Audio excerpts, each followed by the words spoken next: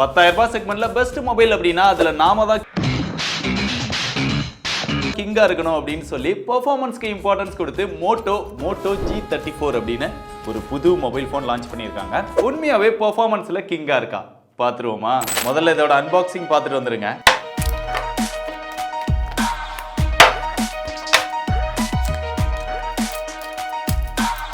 Moto G34 mobile, அதுக்கான user manual, warranty card, ஒரு 20 watt charging adapter, ஒரு type C charging cable, கடைசியா ஒரு சிம் எஜெக்டர் பின். பொட்டி சிறுசா இருக்கும்போதே நினைச்சிருப்பீங்க பாக்ஸ்குள்ள கேஸ் வராது அப்படின்னு. இப்போ மொபைலோட டிசைன் பாத்தீங்க அப்படின்னா 10,000 ரூபாய்க்கு ஒரு சூப்பரான டிசைன் வந்து கொடுத்திருக்காங்க. வேகன் லெதர் டிசைன் வந்து கொடுத்திருக்காங்க. இது வந்து கிரீன் கலர் அப்படின்னு சொல்லி பிராண்ட் வந்து கிளைம் பண்றாங்க. பட் எனக்கு பார்த்தா ஒரு ப்ளூ கலர் மாதிரி தான் தெரியுது. நீங்க பார்த்துட்டு சொல்லுங்க, கிரீன் மாதிரி தெரியுதா இல்ல ப்ளூ மாதிரி தெரியுதா அப்படின்னு. இது போக இன்னும் 2 கலர் வேரியன்ட்ல அவைலபிளா இருக்கு. பிளாக் கலர் ஒன்னு, ப்ளூ கலர் ஒன்னு. பட் அதெல்லாம் லெதர் கிடையாது. இதுக்கு மட்டும் தான் லெதர் டிசைன் கொடுத்திருக்காங்க. இந்த டிசைன் பார்க்கிறதுக்கு நல்லா இருக்கு. அந்த கேமரா பிளேஸ்மென்ட்மே அந்த எட்ஜஸ் எல்லாம் கொஞ்சம் கர்வ் மாதிரி கொடுத்து அந்த கேமரா வந்து பிளேஸ் பண்ணிருக்காங்க. எப்பவும் போல அவங்களுடைய மோட்டோ பிராண்டிங் வந்து சென்டர்ல கொடுத்திருக்காங்க. அது போக இந்த சைடுல உள்ள எட்ஜஸ் எல்லாம் பார்த்தோம் அப்படின்னா இப்ப லேட்டஸ்ட் ட்ரெண்ட்ல இருக்கிற மாதிரி ஃபிளாட்டா கொண்டு வந்திருக்காங்க. மொபைலோட வெயிட்மே 181 கிராம் இருக்கு. திக்னஸ்மே 8 mm கொடுத்திருக்காங்க. ஒருவேளை இன்னும் கொஞ்சம் கம்மியா வேணும் அப்படின்னா லெதர் இல்லாத டிசைன் வாங்குனீங்க அப்படின்னா 7.98 mm திக்னஸ் இருக்கு. 179 கிராம் இருக்கு. பெரிய டிஃபரன்ஸ் கிடையாது. பட் மொபைல கையில பிடிக்கும்போது கொஞ்சம் லைட் வெயிட்டா சிங்கிள் ஹேண்ட்ல யூஸ் பண்றதுக்கு நல்லாவே இருக்கிற மாதிரி ஒரு ஃபீல் இருக்கு. பட் கொஞ்சம் லென்த் வந்து அதிகமா இருக்கு. இந்த மொபைல்ல ஹைலைட்டான விஷயம் என்ன தெரியுமா? நான் ஏற்கனவே சொல்லியிருந்தேன்,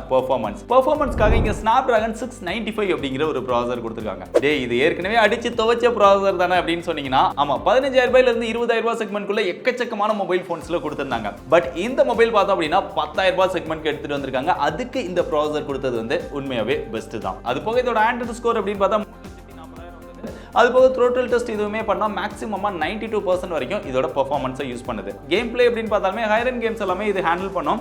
நீங்க பிஜிஎம்ஐ இதெல்லாமே ப்ளே பண்ண முடியும். இருந்தாலுமே ரொம்ப ஹெவியா ப்ளே பண்ணும்போது அப்பப்போ ஃப்ரேம் டிராப், லாக் இதெல்லாம் இருக்க தான் செய்யும். ஓரளவு நீங்க ஹையர் எண்ட் கேம்ஸ்லாம் ப்ளே பண்ணோம் அப்படின்னா இந்த செக்மெண்ட்க்கு இதுல தான் பெஸ்ட்டான பெர்ஃபார்மன்ஸ் இருக்குது. இது போக இதுல LPDDR4X டைப் RAM யூஸ் பண்ணிருக்காங்க. UFS 2.2 சப்போர்ட் வந்து கொடுத்திருக்காங்க. அடுத்த ஹைலைட் என்ன அப்படின்னா, இதுக்கு முன்னாடி அப்புறம் இதுக்கு அப்புறமும் நிறைய 30,000 ரூபாய் செக்மெண்ட் வரைக்கும் லான்ச் பண்ணக்கூடிய நிறைய மொபைல்ல Android 13 தான் இன்னும் கொடுக்குறாங்க out of the box. But இந்த மொபைல் ரொம்ப பட்ஜெட்ல ஒரு என்ட்ரி லெவல் செக்மெண்ட்ல கொண்டு வந்திருந்தாலுமே out of the box Android 14 கொடுத்திருக்காங்க. அது போக எத்தனை அப்டேட் கொடுப்போம் அப்படிங்கறதையும் இங்க கன்ஃபார்ம் பண்ணிருக்காங்க. Android 15 கான அப்டேட் கொடுப்போம் அப்படின்னு சொல்லிருக்காங்க. 3 வருஷத்துக்கான செக்யூரிட்டி பேட்ச் அப்டேட்டும் கொடுப்போம் அப்படின்னு சொல்லிருக்காங்க. Android 13 கொடுத்து 2 வருஷம் அப்டேட் கொடுப்போம் அப்படின்னு சொல்லி Android 14 வரதுக்குள்ளே Android 15 வரும்போது அப்டேட் கொடுத்தாங்க அப்படின்னா அது வேஸ்ட் தான். பட் இப்போவே நம்ம லேட்டஸ்டான சாஃப்ட்வேர் யூஸ் பண்ணி அதுக்கப்புறம் ஒரு வருஷத்துல Android 15 அப்டேட் கொடுத்தாலுமே 3 வருஷத்துக்கு இந்த சாஃப்ட்வேரை வச்சு நம்மளால ஓட்டிட முடியும். பட் மோட்டோரோலா பார்த்தோம் அப்படின்னா அந்த அப்டேட் கொடுக்கறதெல்லாம் கரெக்டான டைமுக்கு கொடுக்க மாட்டேங்கிறாங்க. பட் லேட்டஸ்டான சாஃப்ட்வேர்ல கொடுத்தது நல்ல விஷயம் தான். அப்டேட்டையும் கரெக்டான டைமுக்கு கொடுத்தாங்கன்னா இன்னும் நல்லா இருக்கும். மோட்டோ அப்படினாலே கிட்டத்தட்ட நியர்பை ஸ்டாக் ஆண்ட்ராய்டு எக்ஸ்பீரியன்ஸ் அப்படியே கொடுத்திருப்பாங்க. அந்த மாதிரி தான் இதுலயும் கொடுத்திருக்காங்க.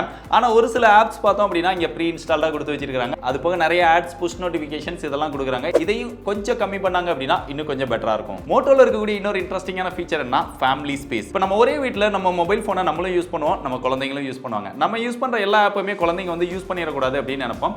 அது போக அவங்க ஒரு குறிப்பிட்ட டைம் மட்டும் தான் மொபைல் போனை யூஸ் பண்ணணும் அப்படின்னு நினைப்போம். அந்த மாதிரி நீங்க நினைக்கிறீங்க அப்படின்னா இந்த ஃபேமிலி ஸ்பேஸ் ஆப்ஷனை யூஸ் பண்ணி இன்னொரு ஸ்பேஸ் வந்து கிரியேட் பண்ணிட்டீங்க அப்படின்னா அதுக்குள்ள நீங்க ஸ்விட்ச் பண்ணிட்டு எவ்வளவு டைம் அவங்க மொபைலை யூஸ் பண்ணணும், இல்ல நீங்க கஸ்டமா எவ்வளவு டைம் லிமிட் அப்படிங்கறத செட் பண்ணிட்டு என்னென்ன ஆப்லாம் அவங்க யூஸ் பண்ணணும் அப்படிங்கறத செலக்ட் பண்ணி கொடுத்துட்டீங்க அப்படின்னா அது மட்டும் தான் உங்களுக்கு டிஸ்ப்ளேல தெரியும். அதை மட்டும் தான் அவங்க யூஸ் பண்ணுவாங்க.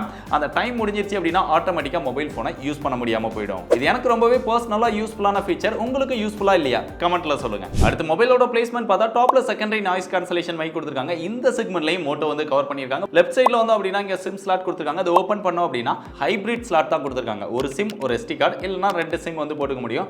2 சிம்மே 5G சப்போர்ட் பண்ணும். இது ஒரு 5G mobile. 13 5G pant support வந்து கொடுத்திருக்காங்க. இந்த செக்மெண்ட்ல பெஸ்ட் 5G பேண்ட் சப்போர்ட் இவங்க கொடுத்திருக்காங்க. இப்போ Vivo NR4 கேரியர் அக்ரிகேஷன் இந்த சப்போர்ட் எல்லாமே இதல கொடுத்திருக்காங்க. அப்படியே பாட்டம்க்கு வந்தா 3.5 mm ஜாக் இருக்கு, மைக் இருக்கு, டைப் சி சார்ஜிங் போர்ட் இருக்கு, பக்கத்துலயே ஸ்பீக்கர் இருக்கு. இதுல டுயல் ஸ்டீரியோ ஸ்பீக்கர் கொடுத்திருக்காங்க. டாப்லமே இயர் பீஸோட ஒரு ஸ்பீக்கர் வந்து கொடுத்திருக்காங்க. இது டால்பி அட்மாஸ் சப்போர்ட்டோட வருது. அதையுமே இந்த இடத்துல மென்ஷன் பண்ணி வச்சிருக்காங்க. மியூசிக் எக்ஸ்பீரியன்ஸ் இந்த பிரைஸுக்கு ஓரளவு பெட்டராவே இருக்கு. அதுவும் 2 ஸ்பீக்கர் கொடுத்தது நல்ல விஷயம். இன்னும் 30,000 ரூபாய் வரைக்குமே சிங்கிள் ஸ்பீக்கர் நிறைய மாடல்ல கொடுக்குறாங்க. அப்படியே ரைட் சைடுல வந்து அப்படினா இங்க வால்யூம் அப் டவுன் பட்டன் இருக்கு, கீழே பவர் பட்டன் இருக்கு. பவர் பட்டன்ல fingerprint sensor, side mount fingerprint சென்சாரா கொடுத்துட்டாங்க. நல்லா ஃபாஸ்டா அக்யூரேட்டா இருக்கு. இது போ ப்ளூடூத் வெர்ஷன் 5.1 FM ரேடியோ இதெல்லாம் கவர் பண்ணிருக்காங்க. அப்படியே கேமராக்கு வந்து அப்படினா ரியர்ல டுயல் கேமரா செட்டப் வந்து கொடுத்திருக்காங்க. அதுல பிரைமரி சென்சாரா 50 மெகாபிக்சல் கொடுத்திருக்காங்க. அதுக்கு அப்புறமா ஒரு செகண்டரி சென்சாரா ஒரு 2 மெகாபிக்சல் மேக்ரோ சென்சார் கொடுத்துருக்காங்க. அது பெரிய அளவில் யூஸ் இல்லை அப்படின்னாலுமே சில மேக்ரோ சாம்பிள்ஸ் காமிக்கிறேன் பாருங்க. இங்கே கேமராவோட பர்ஃபார்மன்ஸ் அப்படின்னு பார்க்கும்போது அவுட்டோரில் நல்ல லைட்டிங் கண்டிஷன்ஸில் எடுக்கும்போது ஒரு சில டைம் வந்து அந்த ஸ்கின் டோன் இதெல்லாமே பெட்டராக எடுத்து தருது. ஒரு சில டைம் அந்த ஃபேஸில் பார்த்தோம் அப்படின்னா கொஞ்சம் ஓவர் சேச்சுரேட்டடாக இருக்கிற மாதிரி தெரியுது. பட் அந்த போர்ட்ரேட் ஷாட்டில் அந்த எட்ஜ் டிடெக்ஷன் இதெல்லாமே ரொம்பவே பர்ஃபெக்டாக இருக்குது. அது போக மோட்டோ வந்து இதை குவாட் பிக்சல் கேமரா அப்படின்னு சொல்கிறாங்க. அதாவது நீங்கள் லோ லைட்டில் ஃபோட்டோஸ் எடுக்கிறீங்க அப்படின்னா அந்த பிக்சலை வந்து இம்ப்ரூவ் பண்ணி இன்னும் பெட்டரான ஃபோட்டோவா நாய்ஸ் கம்மியான ஃபோட்டோவா கொடுக்கும் அப்படின்னு சொல்கிறாங்க. இண்டோரில் ஓரளவு டீசெண்டான லைட்டிங்கில் எடுக்கும்போது ஃபோட்டோஸ் வந்து கொஞ்சம் ஆவரேஜாக இருக்குது. ரொம்ப போரான லைட்டிங்கில் எடுக்கும்போது ஃபோட்டோஸ் வந்து அந்த அளவுக்கு பெட்டராக இல்லை. அப்படியே செல்ஃபி கேமராவுக்கு வந்தால் பஞ்ச் ஹோலில் 16 மெகாபிக்சல் கொடுத்துருக்காங்க.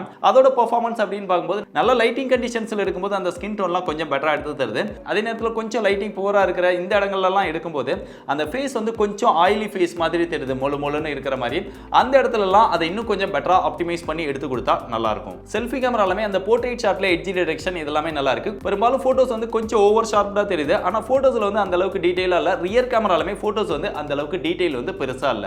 ஓரளவு மோட்டோ கேமரா எப்படி இருக்குமோ அந்த மாதிரி தான் இருக்கு. இருந்தாலுமே இவங்க லான்ச் பண்ற இந்த செக்மெண்ட்க்கு கம்பேர் பண்ணும்போது மத்த மொபைல்ஸோட கம்பேர் பண்ணோம் அப்படின்னா இதோட கேமரா வந்து கொஞ்சம் பெட்டரா தான் இருக்கு. இது போக கேமராவோட ஃபீச்சர்ஸ் அப்படின்னு பார்த்தாலுமே நிறைய விஷயங்கள் வந்து கொடுத்து வச்சிருக்காங்க. முக்கியமா வீடியோ எடுக்கும்போது ஆடியோ ஜூம் அப்படின்னு ஒரு ஆப்ஷன் சொல்றாங்க. அதாவது வீடியோ எடுக்கும்போது நம்ம 2x வரைக்கும் நம்ம ஜூம் பண்ணோம் அப்படின்னா அந்த சப்ஜெக்ட் வந்து என்ன பேசுதோ அந்த ஆடியோ மட்டும் பெட்டரா எடுத்து தருது. அந்த நாய்ஸ் எல்லாம் கொஞ்சம் ரிமூவ் பண்ணோம் அப்படின்னு சொல்றாங்க.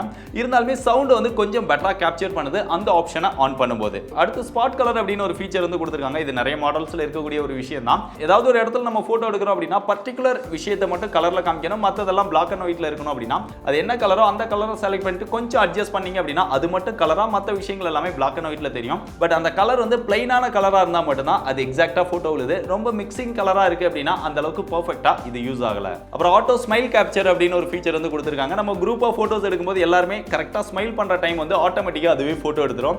சோ இது வந்து கொஞ்சம் இன்ட்ரஸ்டிங்கா இருக்குது. மொபைலோட பேட்டரிக்கு வந்தா மொபைல் கம்பாக்ட்டா சின்னதா இருந்தாலுமே இதுக்குள்ள 5000 mAh பேட்டரி கெபாசிட்டி கொடுத்திருக்காங்க. எப்பவும் போல கவர் பண்ணிட்டாங்க. அதுபோக ஃபாஸ்ட் சார்ஜிங் சப்போர்ட் அப்படின்னு பார்த்தாலுமே 20 வாட் கொடுத்திருக்காங்க. பொதுவா 18 வாட் இல்ல அதுக்கும் கம்மியா தான் இந்த செக்மெண்ட்ல வந்து கொடுக்குறாங்க. பட் மோட்டோ வந்து 20 வாட் கவர் பண்ணது நல்ல விஷயம். அது போக மத்த பிராண்ட் மாதிரி இல்லாம பாக்ஸ்க்குள்ளே அடாப்டரும் கொடுத்துட்டாங்க. ரொம்ப நல்ல விஷயம். சோ பேட்டரி பெர்ஃபார்மன்ஸ் வந்து நம்ம ஷார்ட் டர்மா தான் செக் பண்ணோம் அப்படிங்கறனால எக்ஸாக்ட்டா இப்போதைக்கு என்னால சொல்ல முடியல. அப்படியே இங்க ஃப்ரண்ட்ல டிஸ்ப்ளேக்கு வந்தா இங்க 6.5 இன்ச்ல IPS LCD HD+ டிஸ்ப்ளே கொடுத்திருக்காங்க. 120 Hz ரெஃப்ரெஷ் ரேட்டோட வருது. இது போக 240 Hz டச் சாம்பிளிங் ரேட்டும் கொடுத்திருக்காங்க.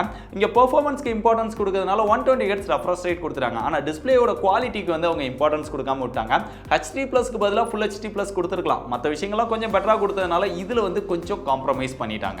ஆனாலுமே எனக்கு HD+ விட Full HD+ கொடுத்து 90 Hz ரெஃப்ரெஷ் ரேட்டோட கொடுத்திருந்தாங்க அப்படினா இன்னும் கொஞ்சம் பெட்டரா இருந்திருக்கும்னு நினைக்கிறேன். நீங்க என்ன நினைக்கிறீங்க அப்படிங்கறத கமெண்ட்ல சொல்லுங்க. மத்தபடி டிஸ்ப்ளே யூஸ் பண்றதுக்கு அந்த டச் ரெஸ்பான்ஸ் இதெல்லாம் நல்லா இருக்குது. அந்த வியூவிங் எக்ஸ்பீரியன்ஸ், அந்த கலர்ஸ் இதெல்லாம் ஒரு லவ் ஓகேவா இருக்கு. இன்டோர்ல பாக்கும்போது டிஸ்ப்ளே வந்து நல்ல பிரைட்டான டிஸ்ப்ளேவா தான் இருக்கு. பட் அவுட்டோர்ல போகும்போது சன்லைட்ல ஒரு லவ் மேனேஜ் பண்ணிக்கலாம். அதுபோல இந்த பெசல்ஸ் எல்லாமே இந்த மூணு சைடுல கொஞ்சம் ஈவனா கொடுத்திருக்காங்க. பார்க்கிறதுக்கு நல்லா இருக்கு. அந்த சின் மட்டும் கொஞ்சம் பெருசா இருக்குது. இந்த டிஸ்ப்ளேக்கு ப்ரொடக்ஷன் அப்படின்னு பார்த்தா பாண்டா கிளாஸ் வந்து கொடுத்திருக்காங்க. கொரில்லா கிளாஸ் ப்ரொடக்ஷன் கிடையாது. அதுபோக இந்த ஸ்கிரீன் ப்ரொடெக்டர் இது மாதிரி எதுவுமே ஒட்டி கொடுக்கல. அதுவும் கொடுத்திருந்தாங்க அப்படின்னா இன்னும் கொஞ்சம் பெட்டரா இருந்திருக்கும். சோ மொத்தத்துல சொல்லணும் அப்படின்னா டிஸ்ப்ளே வந்து இன்னும் கொஞ்சம் பெட்டரா கொடுத்திருந்திருக்கலாம். கடைசியா அதோட பிரைஸ் Moto G34 பார்த்தோம் அப்படின்னா ரெண்டு வேரியன்ட் வந்து லான்ச் பண்ணிருக்காங்க. 4+128, 8+128. 4+128 க்கு ஒரு 4GB virtual RAM கொடுக்குறாங்க. தேவைப்பட்டா அதை ஆன் பண்ணீங்க அப்படின்னா 8GB RAM யூஸ் பண்ணிக்கலாம். அதே மாதிரி 8GB RAM க்கு 8GB virtual RAM கொடுக்குறாங்க. சோ டோட்டலா 16GB RAM வரைக்கும் உங்களால யூஸ் பண்ணிக்க முடியும். இதோட பிரைஸ் அப்படின்னு பார்த்தா 4+128 இனிஷியல் செல்லிங் பிரைஸா 11000 ரூபாய்க்கு சேல் பண்ண போறாங்க.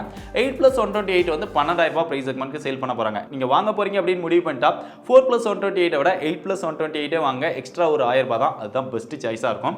இது போக நீங்க எக்ஸ்சேஞ்ச் ஆஃபர் போடுறீங்க அப்படின்னா எக்ஸ்சேஞ்ச் ஆகிற மொபைல் போக ஒரு 1000 ரூபாய் எக்ஸ்ட்ராவா டிஸ்கவுண்ட் கொடுப்பாங்க. எக்ஸ்சேஞ்ச் ஆஃபர் யூஸ் பண்ணி வாங்கும்போது 4+128 10000 ரூபாய்க்கும் 8+128 11000 ரூபாய்க்கும் வாங்கிக்க முடியும். அடுத்து ஜியோ பெனிஃபிட் அப்படின்னு சொல்லி ஒரு 4500 ரூபாய் கொடுக்குறாங்க. அதுல எல்லாத்தையுமே அப்படியே யூஸ் பண்ண முடியுமா அப்படின்னு தெரியல. பட் அந்த 2000 ரூபாய் கொடுக்கறத வந்து யூஸ் பண்ண முடியும். ஒவ்வொரு டைமும் நீங்க 399 க்கு மேல ஜியோ சிம்முக்கு ரீசார்ஜ் பண்ணீங்க அப்படின்னா 50 ரூபீஸ் வந்து யூஸ் பண்ண முடியும். அது ஒரே சிம்க்கு தான் கொடுப்பாங்க அப்படின்னு நினைக்கிறேன்.